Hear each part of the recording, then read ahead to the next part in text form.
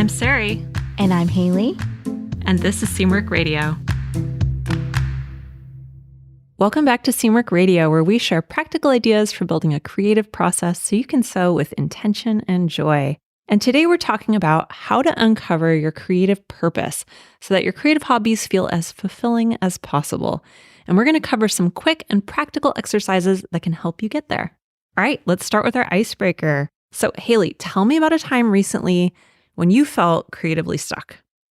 Oh, I think I have a good one, but it's not sewing related. But everything is sewing related. Yeah, it's all interrelated. It's all interrelated. So right now I'm about to start remodeling 2 of the bathrooms in my house, which is very exciting and also daunting, especially as a pregnant person about to rip out toilets from my house. I'm like, oh my God, I have to pee so often. This is a bad idea.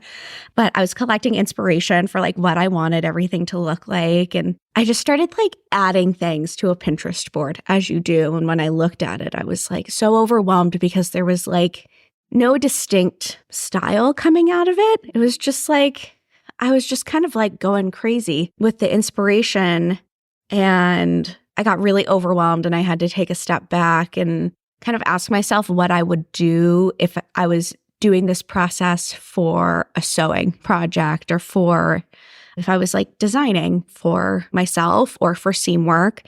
And I really like kind of had to get back to my personal values and my personal style to like start to weed through all of the junk. It wasn't junk, it was all beautiful stuff to land on a place that like felt really good and authentic, because like bathroom remodels, they're not cheap. I probably won't do another one. And so you want it to feel like really authentic and something that you'll love for a long time. And it was just some moment, I was just not working in my design element. Interiors, I like decorating and stuff, but it's not my bread and butter when it comes to design. And it was like a really helpful, thought-provoking exercise to have to step out of my element, but then learn to apply the skills I've learned in my own design practice to that work. So that was a creative stuck I ran into personally in the last few months. Yeah, I think that sometimes it's that distance that you can apply that helps you, especially in design conundrums. I feel like if you can step outside and pretend that you are an advisor or a designer that's helping somebody else with their design problem. I think that's true for a lot of problems in life. If you can create a little bit of distance and give yourself advice from a place of distance, then you start to see things in a new way. Eric, my husband, he's an architect, so this is his world. And so he was really helpful in it and helped me to kind of like go with my gut. He's the space person and I'm like the color and texture kind of person. And for any of those curious, one of the bathrooms will be pink, which is very exciting. There will be pink tile. And he was like, you've always wanted a pink bathroom, just like go for it. We love to see it. We love a supportive partner. I remember when we were looking for our first house, we saw this tiny little bungalow in Portland that had a pink tiled vanity in it. It was so cute. The house was not for us. It was way too tiny, but it was just the most adorable bathroom I've ever seen. I love pink tile. Our first apartment that Eric and I shared had a pink tiled bathroom. And so it's kind of like makes me think of that. So it has like a little hint of nostalgia in it as well. That's nice. Well, I think for me, this made me think of a place where I got creatively stuck recently.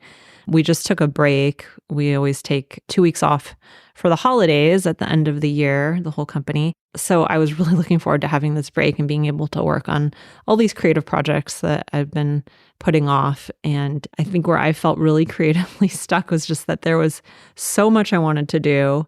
And when you have 2 weeks off of work, and it's such a privilege, but from a distance, it feels like it's going to be plenty of time to do everything you want to do. But then once you're actually in it, you realize it's really not. And you still have a lot of the day-to-day things that you have to do anyway, you know, like take your dog for a walk and take a shower, you know.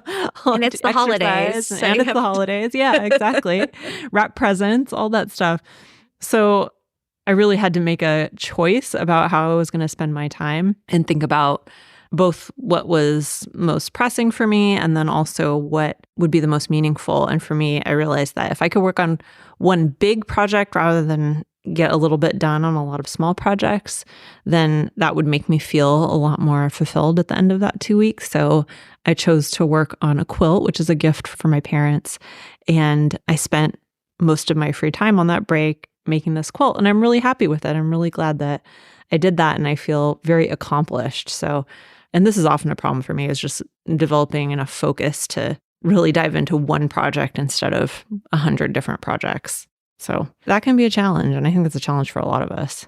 All right. Well, that leads us into our topic for today. But if you have an icebreaker that you'd like to share for a future episode, if you're a Seamwork member, you can go to seamwork.com/go/icebreakers, and you can leave your idea there. So if you have a question for us or just a little icebreaker you want to use for a future episode, be sure to leave it. We'll probably use it. All right. That brings us to our issue for today. So we're going to be talking about finding your creative purpose. And when you have a real sense of your creative purpose, it can act as sort of a North Star and really help to guide your creativity. So that's what we're looking for today. The only thing is that, at least I find that your purpose can really shift as you get older, as you grow, as you change, as you go through different life stages, or just learn different things about yourself. Your purpose can really shift and change quite a bit throughout your life. So it's sort of a ongoing process of uncovering what matters to you over and over again. So for that reason, I think it's nice to have some kind of process or exercises that you can come back to again and again so that you can see how you're changing and how your purpose might be changing too. So whether you're discovering your purpose for the first time or you're rediscovering it, it really helps to keep tabs on what it really means to you so you can create from an authentic place and really feel fulfilled by what you're making. So let's start just by talking about purpose a little bit. So when it comes to sewing, why do you sew? I think that the reason that I sew is because I'm coming at this from a very different place, because it's also my work. So I'll answer it about my personal sewing practice. With my work, what I do, the reason I do what I do is because I want to empower people and make them feel creative in their day-to-day lives. That's something that's like really, really important to me, because I think everybody is like inherently creative. That is a belief I strongly hold. And so much of my professional purpose centers around the creativity of others. My personal purpose is like where I get to be self-centered. And it's something that's just for me. That's why I hardly ever sew for anyone else. It's how I like put gas into my creative tank. It's where I can experiment and make something just for fun, or make something that I'll love to wear and I'll cherish. It's just like for pure joy and creative fulfillment, which sounds pretty broad, but I feel like in the context of my other purposes, it feels defined enough for me, which is probably what's most important. I think for me, there have always been multiple reasons that all kind of come together when it comes to sewing. I think I have a lot of different hobbies, and I feel like each one fulfills my creative needs in different ways, but sewing has always been something that I'm really drawn to.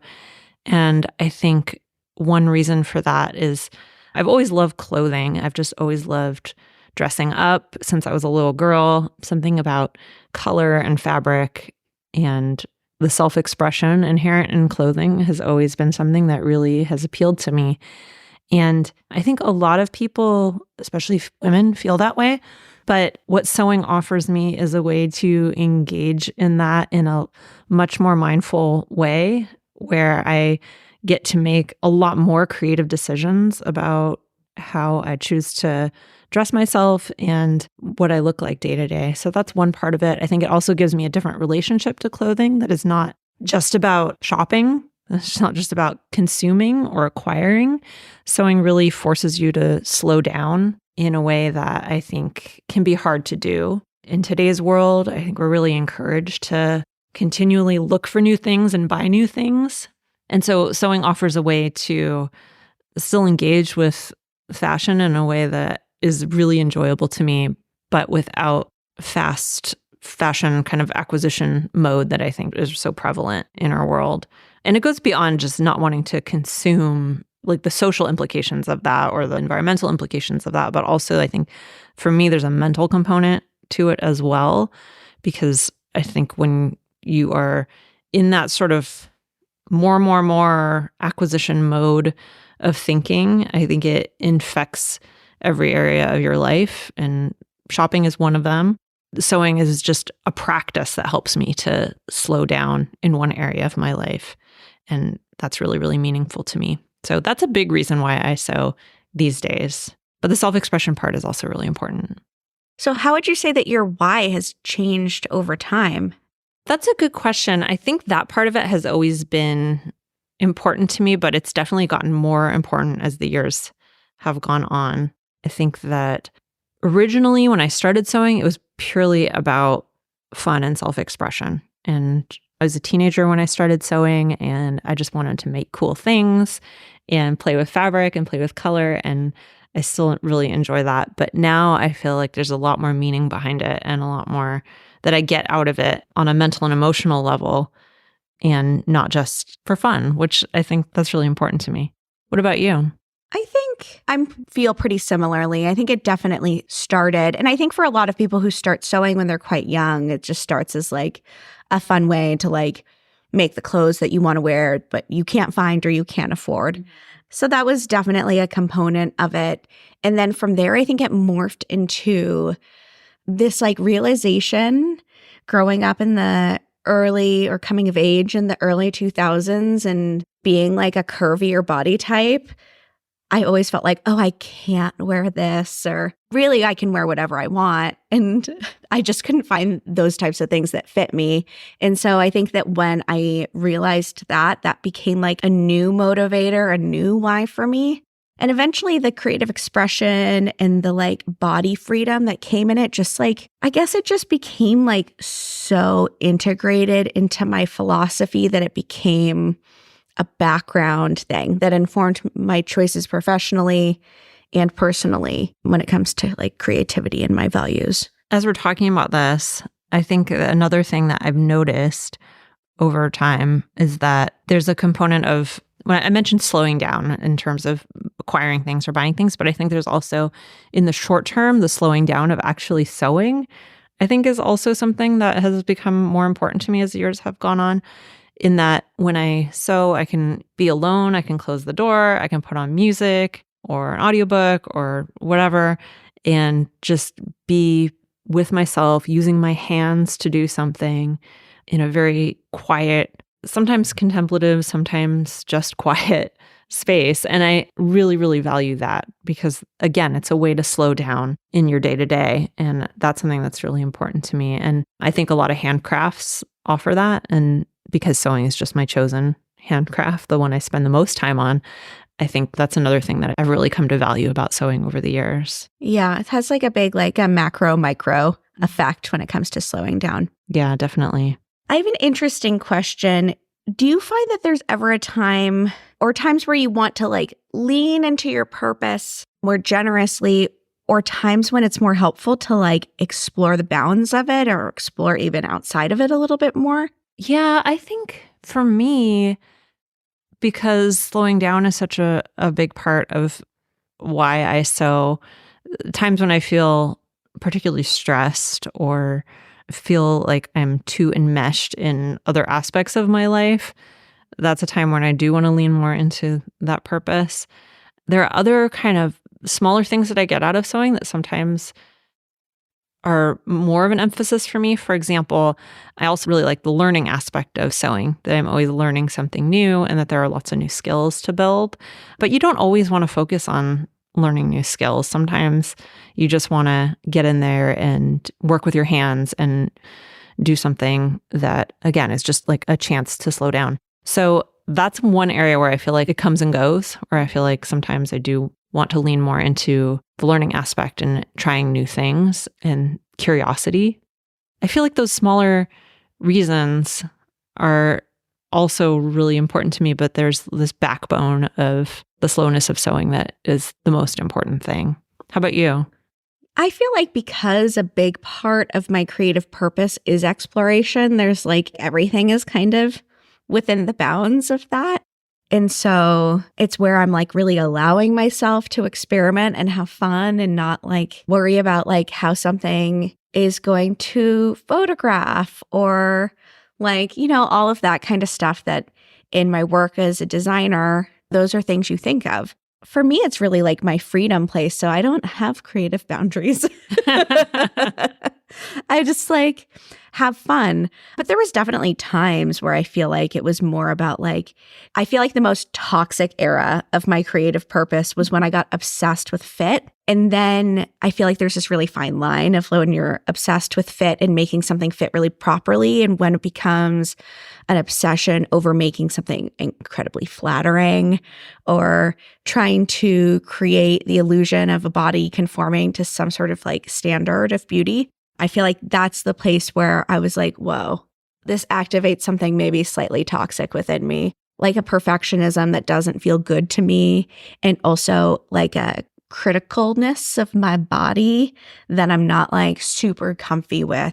I feel like I pushed up against the boundaries of my purpose and I had to kind of shift my gears a little bit. Yeah, that's a really good point, that even doing something you love and that is really meaningful to you can sometimes stray into either perfectionism or, something that actually doesn't fit your purpose. And that's one of the reasons why it's so helpful to understand what your purpose is so that you can recognize when that's happening. Totally. I think that like leads us perfectly into our tips for today, which is how to discover your purpose in your creativity. Maybe this is something that you're exploring for the first time, or something that you're like me and you're like, I really need to shift gears, or what I'm doing right now doesn't feel super authentic to me anymore.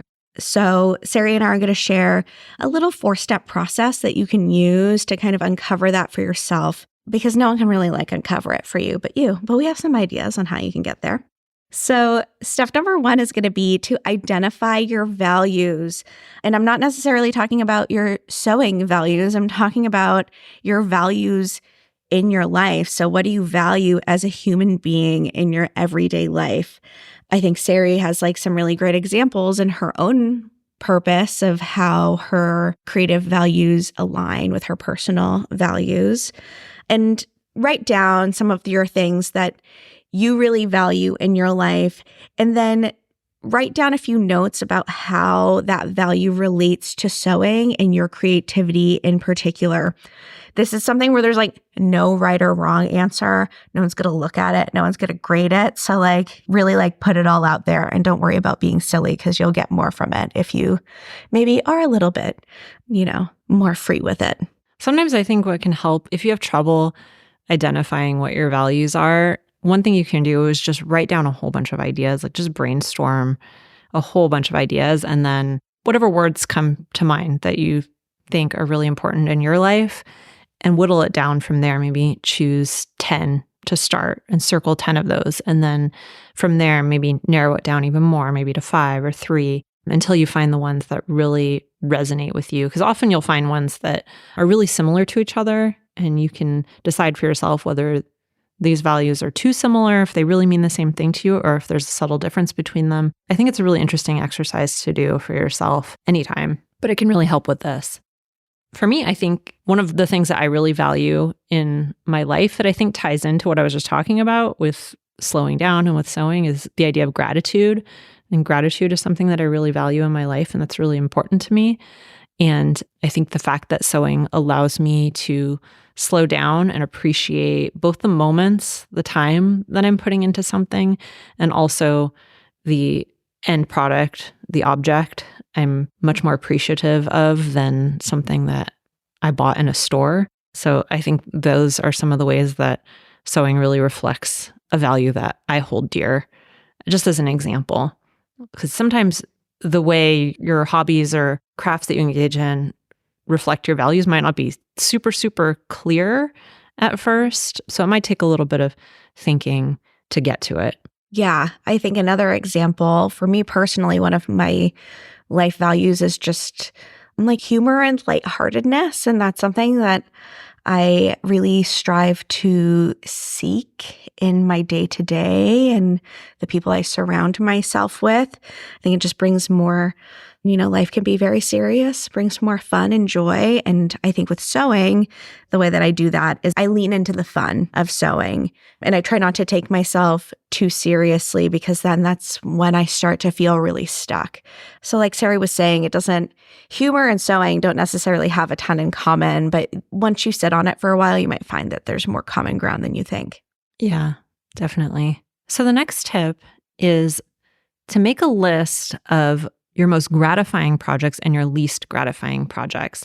So this is a way to sort of reflect on what you've already done and see how that might inform your values. So once you've done that, once you have a list of your most gratifying projects and your least gratifying projects, think about what makes something gratifying to you and what makes something not gratifying to you. I think this can be really helpful to understand really what you get out of your sewing practice, what it really means to you, and when you feel the most fulfilled and when you feel the least fulfilled. I think this could be really, really helpful. So as an example, I think for me, the most gratifying projects are the things that I've really invested a lot of time into, where I really thought about the details. And I think also when I try something new and learn a new skill, that's really gratifying to me. So for example, the Ames blouse I made in 2023 that had the whitework embroidery all over the yoke, that was something that I hadn't really done before. And I spent a lot of time on it, and I had to learn how to use some new techniques and some new tools. And some things worked and some things didn't work. And in the end, I love the result, but more than that, I love the process that I went through to get there and the fact that I challenged myself, because that's something that's really important to me.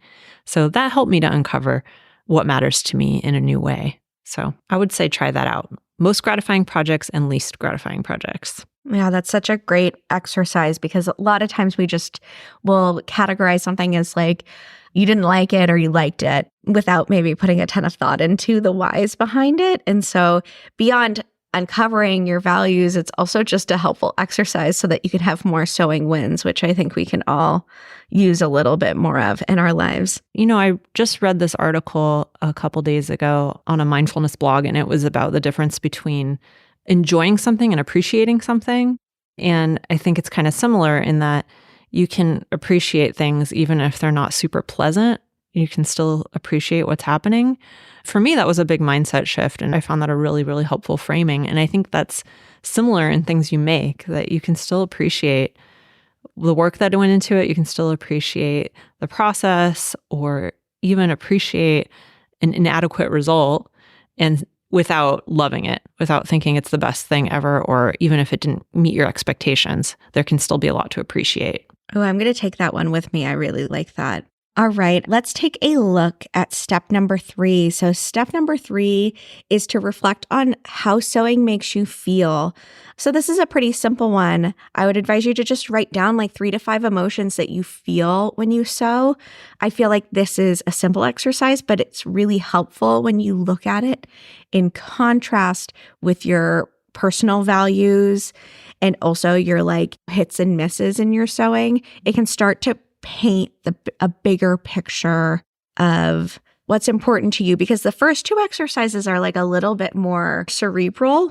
You're a little bit more in your head with it. And I think grounding it in sensation and in feeling can make it a lot more personal and meaningful to you so that you're not just connecting with it on an intellectual level. I think that's a really good point about grounding it in your body. I think sometimes we can feel like emotions are something that I think we can intellectualize emotions a lot. Oh, yeah. And try and really make sense of them in our minds when really emotions are just something that are happening in our body. So I think it can help to think about how you feel physically when you're sewing. I don't know if it's helpful to think about your back hurts sometimes when you're leaning over your sewing table. Maybe it does, though. But how your emotions manifest in your body is a really helpful thing to think about. Yeah, I highly recommend it in this exercise and in day-to-day life. It's a game changer. Yeah, for sure. All right. And the final tip, once you've done those first 3 exercises, is to write a concise statement that really captures your purpose using the words that came up in those first 3 exercises. So here's a short little exercise you can do that can help you if you're struggling with this a little bit. the exercise is to ask yourself why at least 3 times. So we do this in Design Your Wardrobe to come up with a goal for sewing for that season. And it really helps you to uncover your deeper purpose and to find the why beneath your why. So just as an example, you might tell yourself, I sew in order to do something nice for myself. And then if you ask yourself why, the answer might be, well, because I don't feel creative in my day-to-day. So this is a way for me to feel creative in my day-to-day. And then if you ask yourself why again, maybe the answer is because being creative is a form of self-care to me. So maybe that is your deeper why. And you can keep going with this. I think the original exercise is a 5 whys exercise. So you can keep going with this as long as you feel you need to, until you uncover what you think is kind of the deeper purpose behind your sewing practice. So I find that this is a really helpful exercise to do in a lot of different situations, especially when trying to uncover a creative purpose. It takes the pressure off a bit because I think when we're writing statements like this, there's, at least for me, this like a need to get it right the first time and get it perfect. And this way you can write like a nice rough draft for yourself and let the exercise take you to the finish line a little bit. Yeah, similar to that brainstorming exercise I mentioned at the beginning. It's always helpful to me to take the pressure off and realize that whatever I'm writing is just a first draft and I can write whatever and come back to it and edit it. If you find yourself struggling with any of these exercises, that can just be a nice way to approach it. Yeah, you could even write down maybe a couple of statements that feel good to you, but maybe you're not totally sold on yet. And you can tape them somewhere in your sewing space, tape them on your sewing machine cover or something, and give yourself some time to live with it. Again, like having a creative purpose, it's not something that's like a must. Like you have to have scissors and you have to have a written creative purpose in order to sew. I think that it's really just a nice to have, and it can really help you.